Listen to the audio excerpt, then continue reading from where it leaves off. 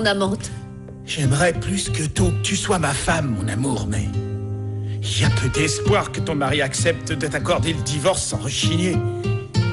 Cette ordure a disparu le jour où je suis venu te chercher chez vous. Oui.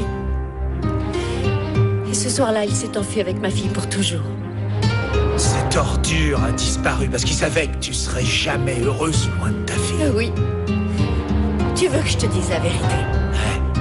Je t'en veux énormément de ne pas avoir pensé à ma fille quand tu es venu m'emmener avec toi. Mais, Malena... Tu sais quoi? J'aurais que... préféré mourir.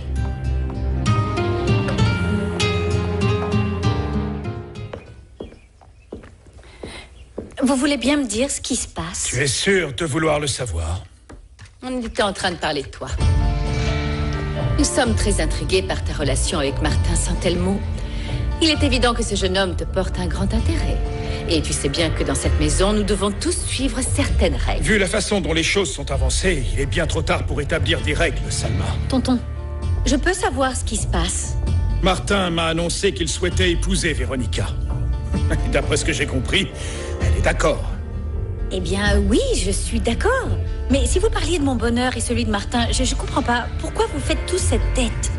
À moins que vous ne parliez d'autre chose. De quoi voudrais-tu qu'on parle? De toute manière, tu as déjà pris ta décision, sans prendre en considération ce que le reste de la famille peut en penser. Bien, on va vous laisser en discuter tous les deux. Mon amour, rappelle-toi que nous serions ravis d'organiser un mariage très rapidement. On parlera plus tard, toi et moi. Tonton, sincèrement, je suis désolée que tu sois contrarié, que j'aime Martin, mais je ne l'ai pas fait exprès. Je suis tombée amoureuse. Et très rapidement, si je peux me permettre. Regarde-moi, tonton, s'il te plaît. Tu aurais préféré peut-être que je dise oui à Emiliano, que je fasse semblant de ressentir quelque chose pour lui? Bien sûr que non. Tu sais bien que je n'aime pas les mensonges. Moi non plus, je n'aime pas ça. C'est pour ça que je te dis que je veux épouser Martin. Et maintenant que tu sais qu'il a une mine d'or, tu ne peux pas dire qu'il s'intéresse à moi parce que je suis une Prado Castello. Et si c'était le cas, il serait bien déçu. Parce que sur la fortune de cette famille, je ne toucherai jamais un seul peso. Tu te trompes. Quoi que tu fasses, que tu le veuilles ou non, tu seras toujours une Prado Castello. Finalement, vous n'êtes pas une sainte, comme vous avez voulu nous le faire croire. Je vais m'assurer que tous les habitants de Mina Escondida vous jettent des pierres, car c'est tout ce que vous méritez. Et qu'ils vous chassent du village.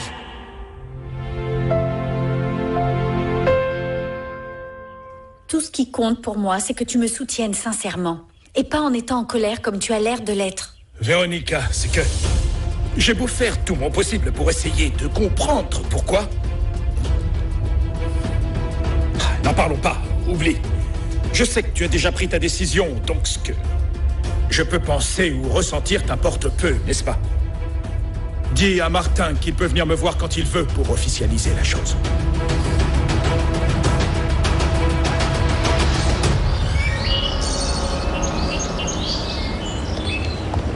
Monsieur Crescencio. Bonjour, Joaquin. Je voulais justement te parler. Ah, je vous écoute. Il s'agit d'un sujet délicat. Rentre à la maison, on te rattrapera sur le chemin, ma chérie. Oui, grand-père, au revoir. Au revoir, ma belle. Ce que vous avez à me dire concerne Anna Perla. Et Blanquita également. Et pour leur bien, tu dois leur interdire d'approcher Magdalena. Et pourquoi on ne pourrait plus approcher Magdalena, grand-père?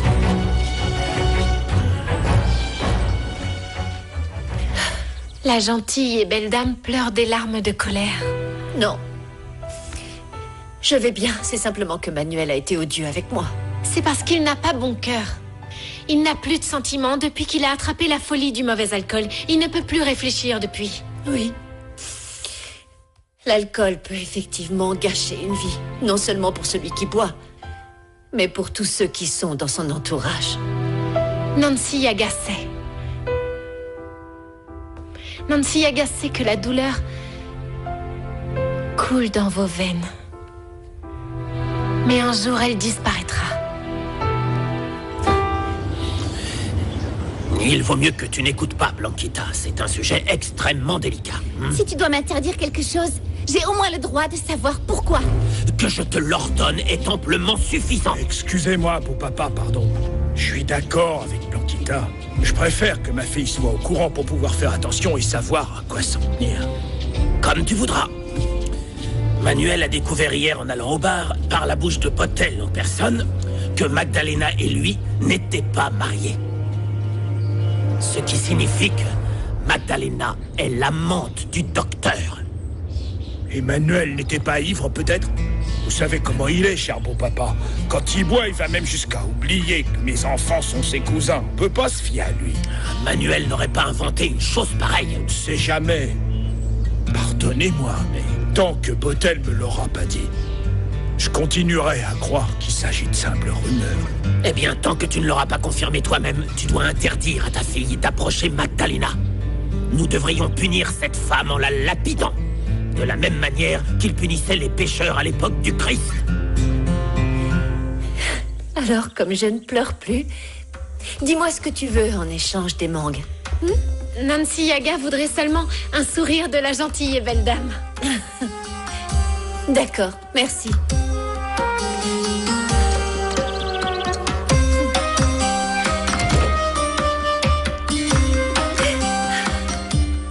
Je t'aime énormément. Je te considère et te respecte comme un père. C'est pour ça que ta bénédiction est très importante pour moi. Je t'ai déjà dit que tu l'avais. Tu peux te marier quand tu veux. Mais ne le dis pas comme ça, tonton. Je veux que tu approuves parce que tu vois que ma décision me rend heureuse. Tu peux être sûr que, malgré tout ce qui s'est passé, je veux que tu sois heureuse. Malgré tout ce qui s'est passé? Tu dis ça sur un tel ton de reproche alors que je n'ai rien fait. Je t'en prie, tonton, je ne comprends pas. Pendant très longtemps, j'ai pensé qu'Emiliano et toi finiriez par vous marier un jour. Et savoir que ce ne sera pas le cas, eh bien, ce n'est pas facile pour moi. Et ça me passera.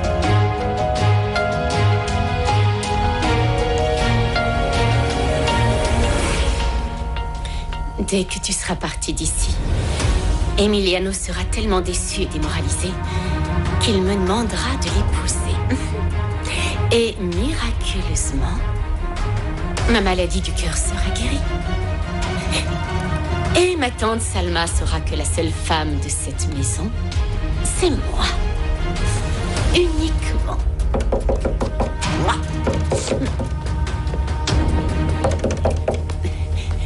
Entrez? Oh, ma tante. Je peux faire quelque chose? Je souhaiterais qu'on parle de Véronica. Je t'ai soutenue devant Georges, mais je veux que tu me dises la vérité. C'est vrai que Véronica faisait venir Démétrio dans sa chambre.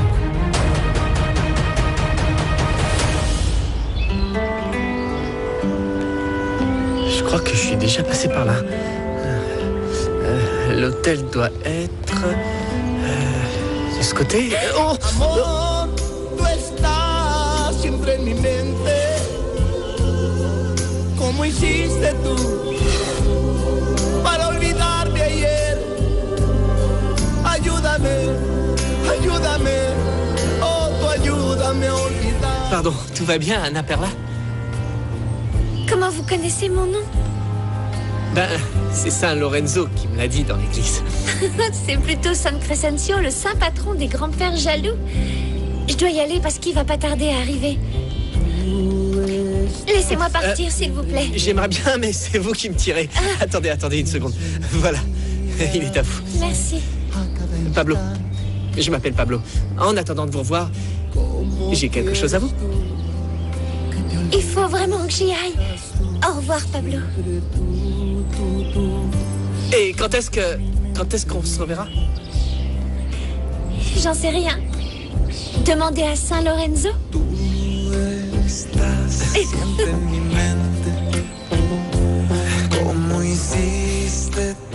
Vous avez l'air de vous ennuyer ou fatigué. Ici, la chaleur de l'après-midi donnerait envie de dormir à n'importe qui, si vous préférez. Excusez-moi, Pierre. Je ne veux pas me montrer impoli. En fait, je suis très inquiète pour mon petit ami. Car ni ici, ni à Mina Escondida, il n'y a du réseau pour téléphoner. Ah, ça paraît en effet terrible au début. Mais personnellement, je vois ça comme une bénédiction de ne pas être esclave de notre téléphone portable. J'espère seulement qu'il a trouvé quelque part l'inspiration pour peindre et qu'il se dépêche de terminer. Oh, Vous savez, ne le prenez pas mal, mais vous êtes très charmant et votre hôtel est la seule chose qui vaille la peine dans ce village. je suis ravi d'entendre ça. Et je comprends qu'une femme comme vous veuille quitter cette jungle au plus vite. Oui. Si au moins mon amie Virginia avait accepté de m'accompagner. Mais la pauvre souffre d'une maladie au cœur. Personne ne sait si elle aurait supporté le trajet et le climat de cet endroit. Et enfin, tu doutes de moi? Oui, parce que quand Georges a voulu parler à Véronica, tu avais l'air bien nerveuse. Je voulais simplement qu'Emiliano sache la vérité, pour qu'il n'épouse pas quelqu'un qui pourrait le faire souffrir. Tu imagines si une fois mariée, Véronica le trompe avec un autre? Je ne voulais pas attirer des ennuis à ma cousine, je te le jure. Si elle aime Martin, j'espère qu'elle sera très heureuse avec lui. Sincèrement, je le pense du fond de mon cœur.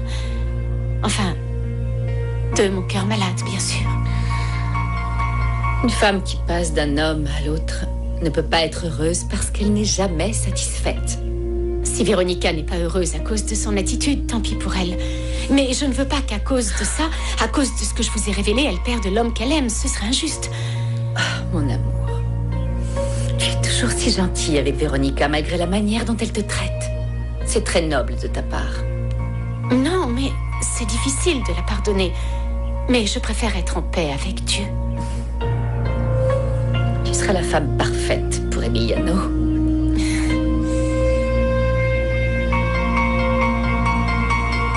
Je suis désolée, tonton. Je n'ai jamais voulu faire de mal à Emiliano ni à toi. Martin m'a dit que tu ne voulais pas encore donner de réponse et en ce qui concerne l'affaire qu'il te propose. J'espère que ma relation avec lui n'influencera pas ta décision. Non, il faut simplement que j'y réfléchisse un peu. Mais c'est inutile maintenant. Je vais accepter qu'il devienne notre fournisseur. Excellente nouvelle. Ça veut dire qu'on pourra sauver toute la production sans risquer d'être en difficulté, non? Eh bien, oui, je l'espère. Parce que je n'ai jamais fait d'affaires avec Martin Santelmo. Ah, et je t'informe que cette fois, tu ne travailleras pas sur ce contrat, Véronica. Je n'y suis pour rien. Martin a demandé à ce que tu restes en dehors de tout ce qui aura trait à ces négociations. Il avait évoqué ça avec moi, mais je ne pensais pas qu'il te le proposerait comme quelque chose d'obligatoire. Je n'ai rien d'autre à ajouter de mon côté. Martin a exigé cette condition. Et nous avons absolument besoin de son or. Et donc, c'est comme ça. On n'a pas le choix.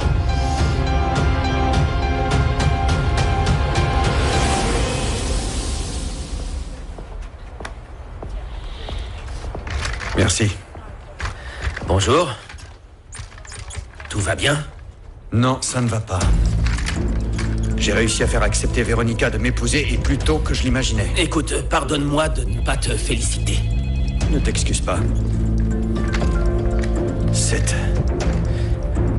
méchante madame, comme l'appelle Nancy Yaga, est une croqueuse de diamants. Pourquoi ça? Elle t'a demandé quelque chose en échange du mariage? Non, pas du tout. Mais hier, elle me repoussait sous le prétexte, soi-disant, qu'elle voulait laisser du temps à son oncle et à Emiliano de digérer la nouvelle. Et aujourd'hui, dès qu'elle a appris que je possédais une mine d'or, elle accepte de m'épouser. Je suis vraiment désolé, Martin. Pour elle et pour toi. Je n'ai pas envie d'imaginer ce que va donner ce mariage.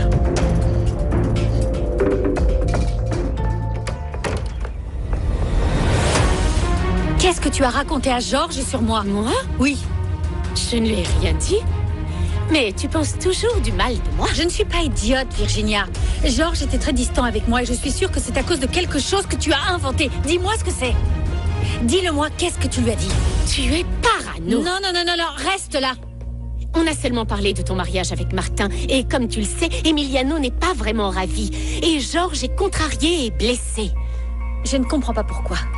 Je n'ai jamais encouragé Emiliano. Au risque de te surprendre encore plus, notre tante Salma a soutenu ton mariage. Et moi aussi. Évidemment, j'imagine bien pourquoi. Pour me tenir aussi loin que possible de cette maison, c'est bien ça? Ça te chagrine que notre tante me préfère, n'est-ce pas? Pas du tout. Bien sûr, comme tu ne l'aimes pas, tu... Non, ce n'est pas ce que j'ai dit.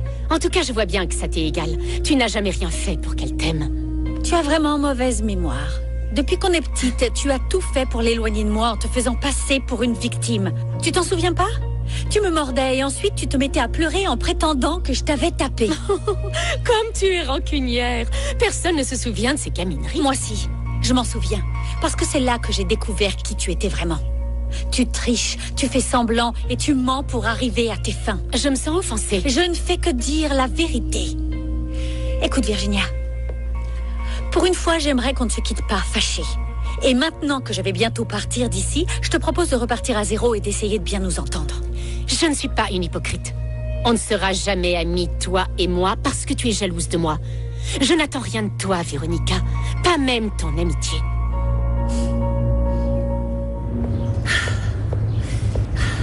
Pablo, pourquoi tu as mis si longtemps? Pardon. Le truc, c'est que Mina Escondida est très sympa et il y a beaucoup à voir. J'ai perdu la notion du temps. J'aimerais tellement la voir avec tes yeux parce que moi, je meurs d'envie de retourner en ville. J'imagine que tu as fait une jolie trouvaille parce que tu as le regard que tu avais à l'exposition de Francisco Toledo. Cet hôtel est vraiment super. Je l'ai tout de suite adoré car il est très différent de ce qu'il y a ici. Oui, parce que le propriétaire est raffiné et cultivé. Tu vas le rencontrer. Ouais, j'en suis sûr. Dis, on peut aller manger quelque chose? Oui, mais dis-moi, tu as fait une rencontre intéressante?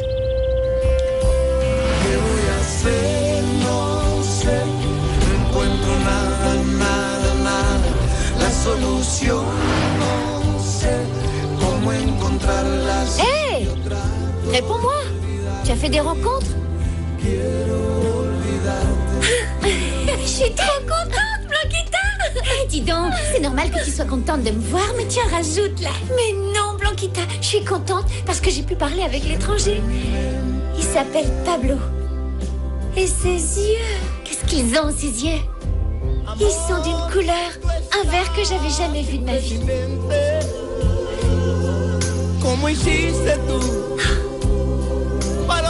Allez, mon chéri, raconte-moi ce que tu as vu.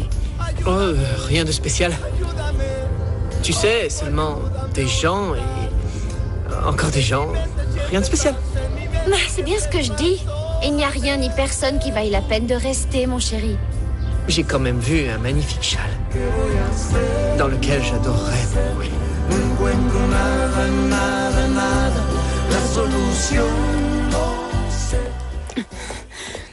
Sérieusement, tu es une cause perdue. Mais tu sais quoi?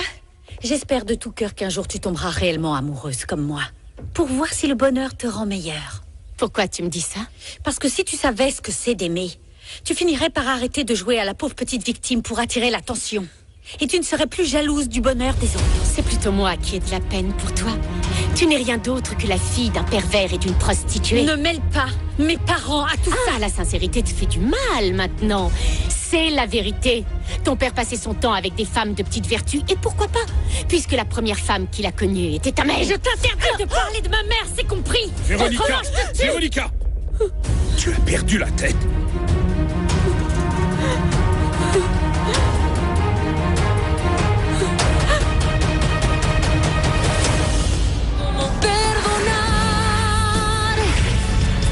A quien pudo lastimar un corazón, matando gota a gota la ilusión, con mentiras y traición, dejando un desierto de dolor. Te rechazo ante la duda, es tu cuerpo mi adicción.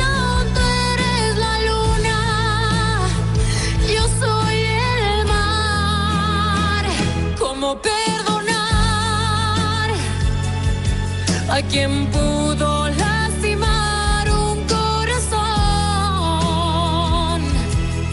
matando gota a gota la ilusión, con mentiras y traición, dejando un desierto.